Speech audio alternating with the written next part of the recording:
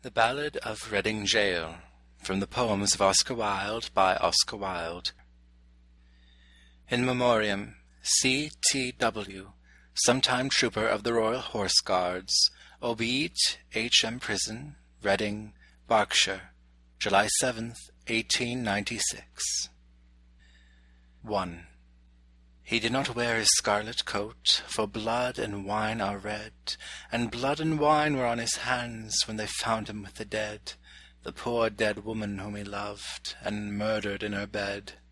He walked amongst the trial men in a suit of shabby grey, a cricket cap was on his head, and his step seemed light and gay. But I never saw a man who looked so wistfully at the day. I never saw a man who looked with such a wistful eye upon that little tent of blue which prisoners call the sky, and at every drifting cloud that went with sails of silver by. I walked with other souls in pain within another ring, and was wondering if the man had done a great or little thing, when a voice behind me whispered low, "That fellow's got to swing." Dear Christ! The very prison walls suddenly seemed to reel, and the sky above my head became like a cask of scorching steel, and though I was a soul in pain, my pain I could not feel. I only knew what hunted thought quickened his step, and why he looked upon the garish day with such a wistful eye. The man had killed the thing he loved, and so he had to die. Yet each man kills the thing he loves, by each let this be heard. Some do it with a bitter look, some with a flattering word. The coward does it with a kiss, the brave man with a sword. Some kill their love when they are young, and some when they are old. Some strangle with the hands of lust, some with the hands of gold. The kindest use a knife because the dead so soon grow cold. Some love too little, some too long, some sell and others buy. Some do the deed with many tears, and some without a sigh. For each man kills the thing he loves, yet each man does not die. He does not die a death of shame on a day of dark disgrace, nor have a noose about his neck, nor a cloth upon his face, nor drop feet foremost through the floor into an empty space. He does not sit with silent men who watch him night and day, who watch him when he tries to weep, and when he tries to pray, who watch him lest himself should rob the prison of its prey.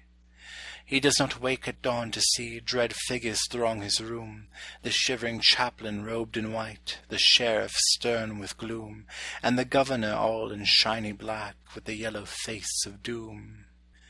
He does not rise in piteous haste to put on convict clothes, while some coarse-mouthed doctor gloats, and notes each new and nerve-twitched pose, fingering a watch whose little ticks are like horrible hammer blows. He does not know that sickening thirst that sands one's throat before the hangman with his gardener's gloves slips through the padded door, and binds one with 3 leathern thongs that the throat may thirst no more. He does not bend his head to hear the burial office read, nor, while the terror of his soul tells him he is not dead, cross his own coffin as he moves into the hideous shed. He does not stare upon the air through a little roof of glass. He does not pray with lips of clay for his agony to pass, nor feel upon his shuddering cheek that kiss of Caiaphas. 2. 6 weeks our guardsman walked the yard in the suit of shabby grey. His cricket cap was on his head, and his step seemed light and gay. But I never saw a man who looked so wistfully at the day. I never saw a man who looked with such a wistful eye upon that little tent of blue which prisoners call the sky, and at every wandering cloud that trailed its ravelled fleeces by. He did not wring his hands as do those witless men who dare to try to rear the changeling hope in the cave of black despair. He only looked upon the sun and drank the morning air. He did not wring his hands nor weep, nor did he peak or pine, but he drank the air as though it held some healthful anodyne. With open mouth he drank the sun, as though it had been wine. And I and all the souls in pain who tramped the other ring forgot if we ourselves had done a great or little thing, and watched with gaze of dull amaze the man who had to swing. And strange it was to see him pass with a step so light and gay, and strange it was to see him look so wistfully at the day, and strange it was to think that he had such a debt to pay. For oak and elm have pleasant leaves that in the springtime shoot, but grim to see is the gallows tree with its adder-bitten root, and green or dry a man must die before it bears its fruit. The loftiest place is that seat of grace for which all worldlings try, but who would stand in hempen band upon a scaffold high, and through a murderer's collar take his last look at the sky? It is sweet to dance to violins when love and life are fair, to dance to flutes, to dance to lutes, is delicate and rare, but it is not sweet with nimble feet to dance upon the air. So with curious eyes and sick surmise we watched him day by day, and wondered if each one of us would end the self-same way, for none can tell to what red hell his sightless soul may stray. At last the dead man walked no more amongst the trial men, and I knew that he was standing up in the black dock's dreadful pen, and that never would I see his face in God's sweet world again. Like two doomed ships that pass in storm, we had crossed each other's way, but we made no sign, we said no word, we had no word to say, for we did not meet in the holy night, but in the shameful day. A prison wall was round us both, two outcast men we were. The world had thrust us from its heart, and God from out his care, and the iron gin that waits for sin had caught us in its snare. 3. In debtor's yard the stones are hard, and the dripping wall is high, so it was there he took the air beneath the leaden sky, and by each side a warder walked, for fear the man might die. Or else he sat with those who watched his anguish night and day, who watched him when he rose to weep, and when he crouched to pray, who watched him lest himself should rob their scaffold of its prey. The governor was strong upon the Regulations Act. The doctor said that death was but a scientific fact, and twice a day the chaplain called and left a little tract. And twice a day he smoked his pipe and drank his quart of beer. His soul was resolute, and held no hiding place for fear. He often said that he was glad the hangman's hands were near.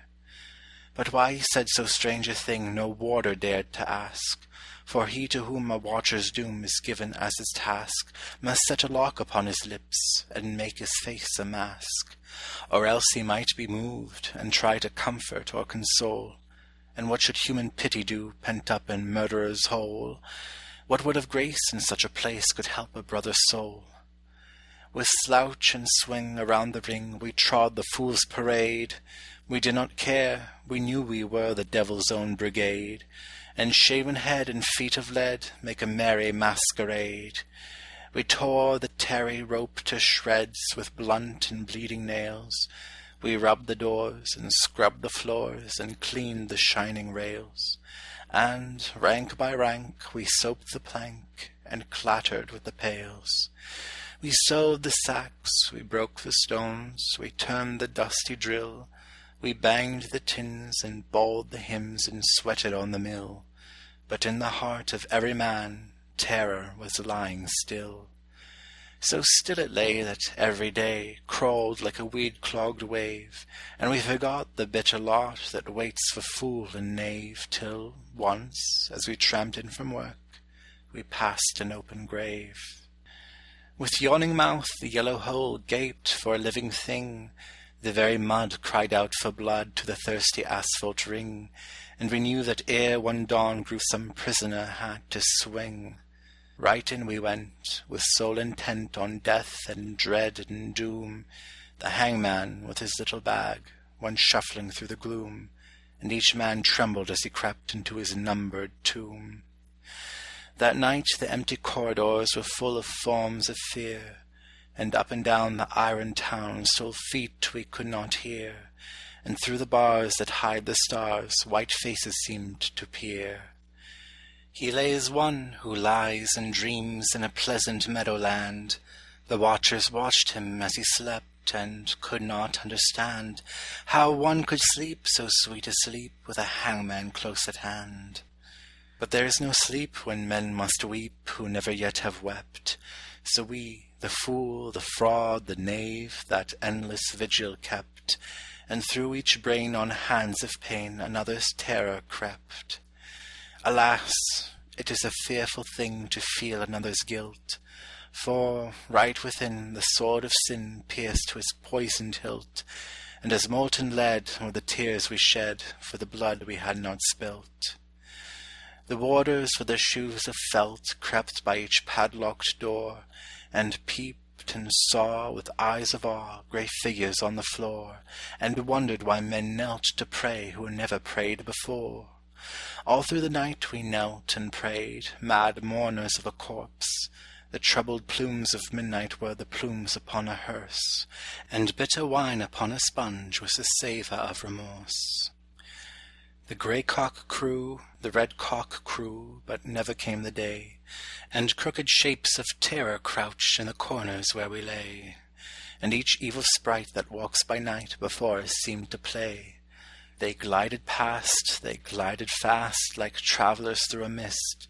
They mocked the moon in a rigadoon of delicate turn and twist, and with formal pace and loathsome grace the phantoms kept their tryst. With mop and mow we saw them go, slim shadows hand in hand. About, in ghostly rout they trod a saraband, and the damned grotesques made arabesques like the wind upon the sand. With the pirouettes of marionettes they tripped on pointed tread, but with flutes of fear they filled the ear, as their grisly mask they led. And loud they sang, and long they sang, for they sang to wake the dead. "Oh-ho!" they cried, "the world is wide, but fettered limbs go lame, and once or twice to throw the dice is a gentlemanly game. But he does not win who plays with sin in the secret house of shame." No things of air these antics were that frolicked with such glee, to men whose lives were held in gyves, and whose feet might not go free. Ah, wounds of Christ, they were living things, most terrible to see.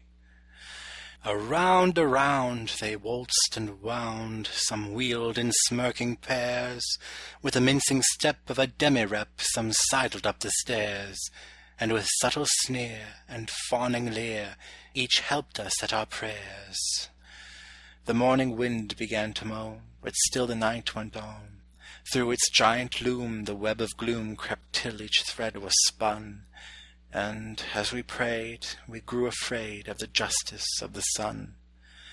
The moaning wind went wandering round the weeping prison wall, till like a wheel of turning steel we felt the minutes crawl. O moaning wind, what had we done to have such a seneschal?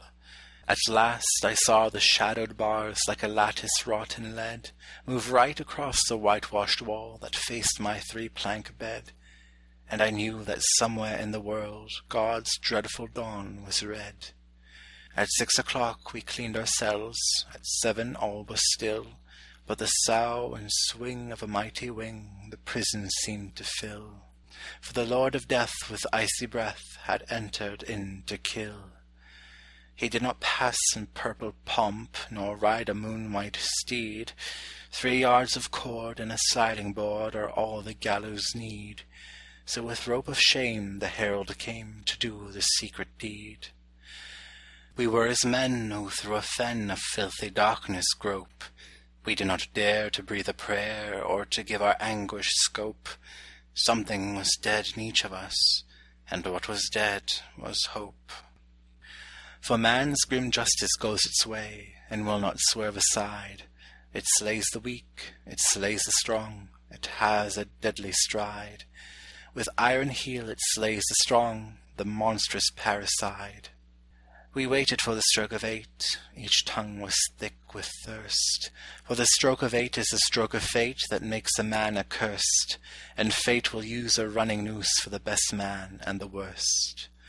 We had no other thing to do, save to wait for the sign to come, so, like things of stone in a valley lone, quiet we sat, and dumb.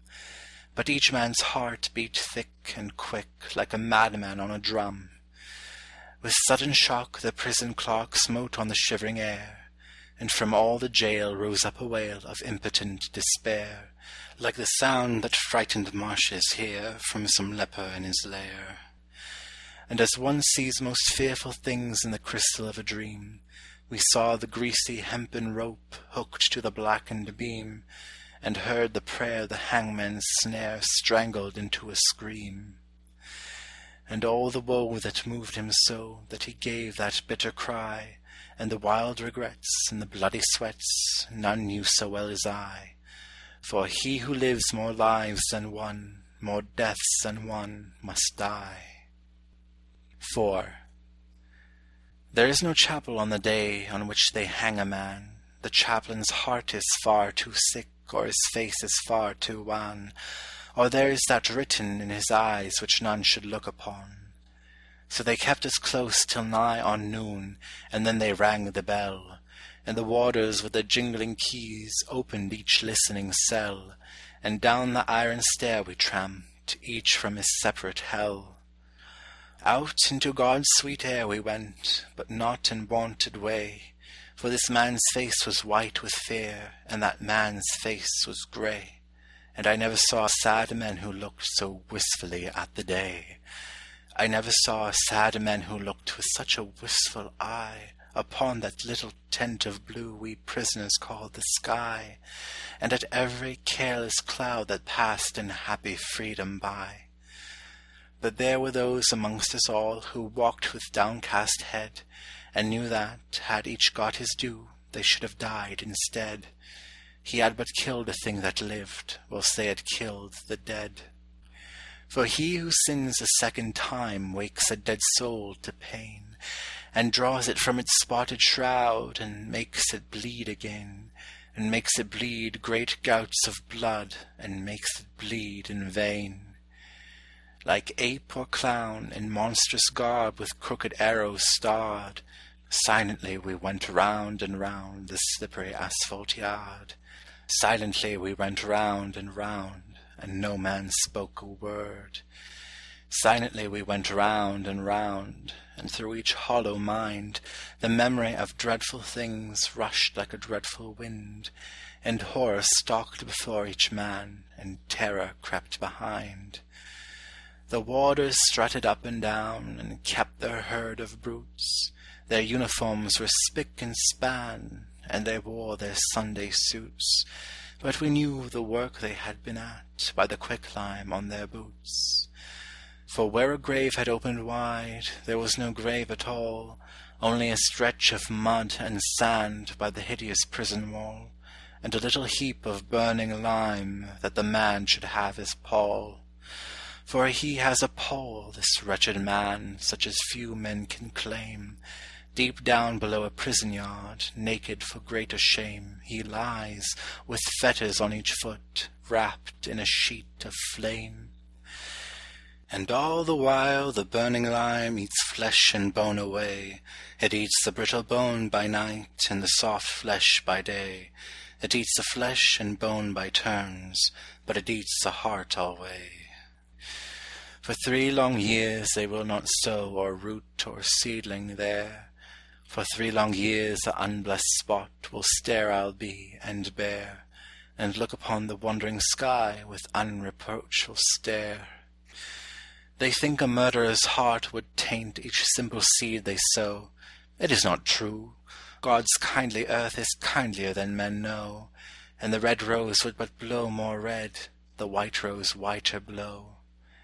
Out of his mouth a red, red rose, out of his heart a white, for who can say by what strange way Christ brings his will to light, since the barren staff the pilgrim bore bloomed in the great Pope's sight? But neither milk-white rose nor red may bloom in prison air. The shard, the pebble, and the flint are what they give us there, for flowers have been known to heal a common man's despair.